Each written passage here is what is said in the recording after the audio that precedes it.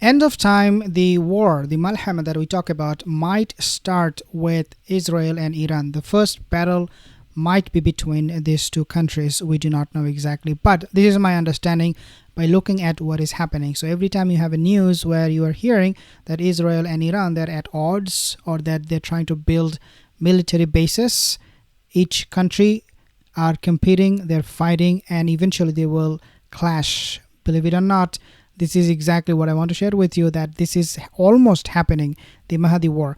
Before we mention more about this, if you are someone new to the channel, not subscribed, consider to subscribe and hit the bell so you do not miss anything. Let's take a look at this video. By the way, this video is something I personally created. So it is not something I copied and pasted.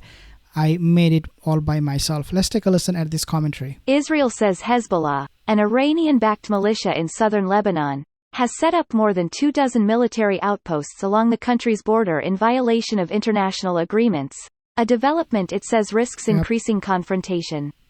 Under a United Nations Security Council resolution following the 2006 Israel-Lebanon war, armed fighters from Hezbollah are not permitted to enter the border area. Troops from the UN Interim Force in Lebanon, or UNIFIL, are stationed there to make sure both sides keep to the rules. Yet in the past year, Israeli military officials say, those outposts have sprung up along the Blue Line, the boundary set by the UN. Whereas Hezbollah fighters have long entered the area disguised as civilians, some now wear uniforms and openly carry weapons, said the Israeli officials, who were not authorized to speak publicly. One is said to have ventured 60 kilometers into Israel and set off a bomb, injuring a civilian.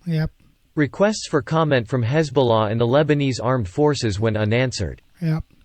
Okay, so before we move on with the rest of the video, just want to let you know that this is an ongoing development, not being reported by mainstream media. You will find this kind of news only probably from my YouTube channel. But the point here is that this is not being reported. This is not widely publicized. Why? Because US, they're very, very afraid. They do not want to take any risk. They do not want to go to war with Iran. And so they're trying their best to keep it quiet. But at the same time, we know that Iran is preparing the army that we will see marching towards Israel. In the past year, Hezbollah has erected at least 27 new military outposts along the Blue Line. Israel's ambassador to the UN, Gilad Erdan, wrote in a late June letter to the Security Council. Since the construction of these outposts, there has been a significant increase of friction and incidents, initiated by Hezbollah's operatives. Hezbollah systematically deprives UNIFIL of its ability to implement its core missions, in order to assure that its military buildup continues unhindered in southern Lebanon, he said. But Israel, too, violates the UN resolution. According to a UN document from March, Israeli aircraft flew over the Blue Line on 182 occasions between November 3 and February 20, and the country occupies the northern portion of Gajar, a town that straddles the line.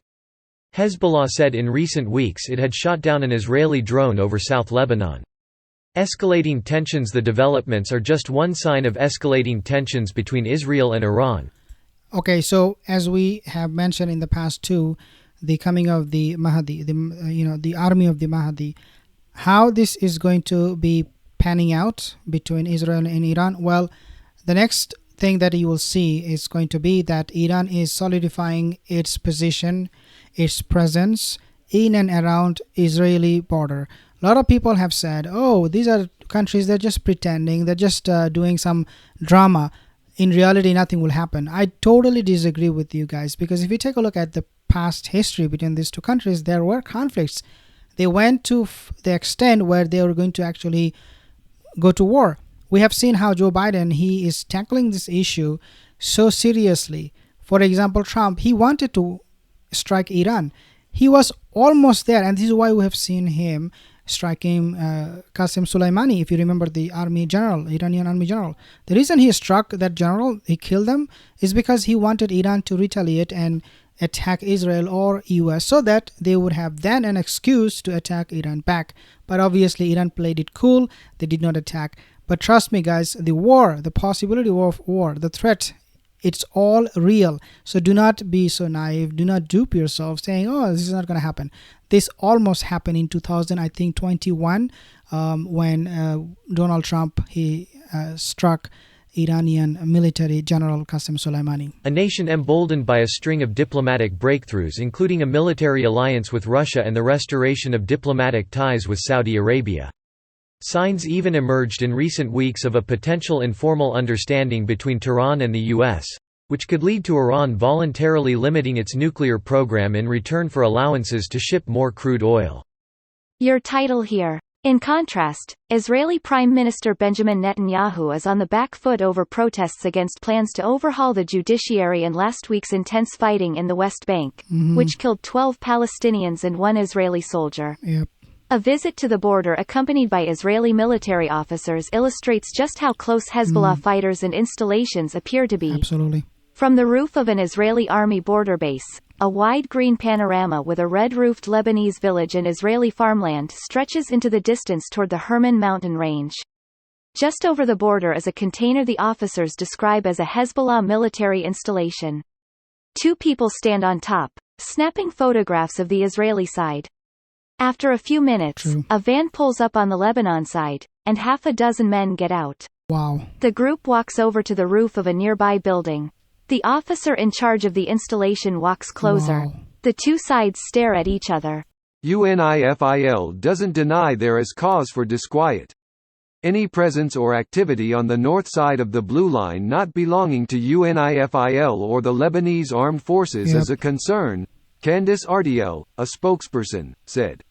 We have also seen how Iran is attacking Israeli agents everywhere, and in return we are also seeing Israel is doing exactly the same thing, going after Iranian military, Iranian spies in Lebanon, in the Middle East, even in Turkey. We have seen that happening. Again, the possibility of war is just growing. We do not know who they will strike next. It could be Ibrahim Raisi, the president. Hopefully that doesn't happen. It could be even Khomeini himself. If these 2 people and other top military generals that are under attack by Israel, not by US, by Israel, then of course you're going to see a escalation that you have never seen in the past. Peacekeepers must have full freedom of movement along the Blue Line and throughout our area of operations. A UN report from March says despite repeated requests, UNIFIL has yet to gain full access to several locations of interest. Israel is increasingly concerned about Iranian activities, and not just in Lebanon. Last week, the Israeli military raided a refugee camp in Jenin, its biggest such incursion into the West Bank in 2 decades. Part of the goal was destroying weapons production sites it says were controlled by Iran-funded terrorists. On Thursday, a rocket was launched from Lebanon at Israel, and the Israeli military struck back. Fully fledged military Hezbollah, funded mostly by Iran and thought to have more than 100,000 rockets and missiles at its disposal, would be certain to play a role in any bigger conflict. I mean, with this amount of weapon and machinery they have, if there is a skirmish, like tiny little battle, it will flare up. It will flare up. Israeli officials speculate the group has been encouraged by the return to Lebanon of personnel who fought in Syria, who have transformed the group from a guerrilla outfit to a fully fledged military organization with professional soldiers. Yep. Israeli officials say that as Lebanon declines further into one of the worst economic and financial crises in history, Hezbollah is getting more powerful. And Lebanon's official army, the Lebanese Armed Forces, isn't strong enough to police it. I mean, of course, Israel would not ever allow Hezbollah to become more powerful at all.